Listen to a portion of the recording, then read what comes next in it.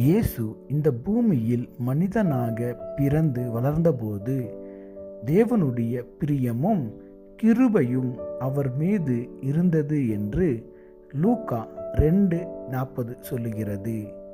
அவர் ஞானஸ்நானம் பெற்றபோது வானத்திலிருந்து ஒரு சத்தம் கேட்டது, நீர் என்னுடைய நேசகுமாரன், உம்மில் பிரியமாயிருக்கிறேன் என்று உரைத்தது என்று லூக்கா 3:22 சொல்லுகிறது. இயேசு மனித ஞானத்திலும் பலத்திலும் மாத்திரம் வளராமல் தேவனுடைய வழிகளை புரிந்து கொள்வதிலும் அவர் வளர்ந்தார்.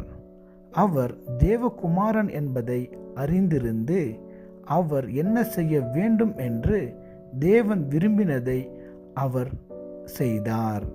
இதுபோலவே நாமும் தேவனுடைய சித்தத்தை அறிந்து நடப்போம். ஆமேன்.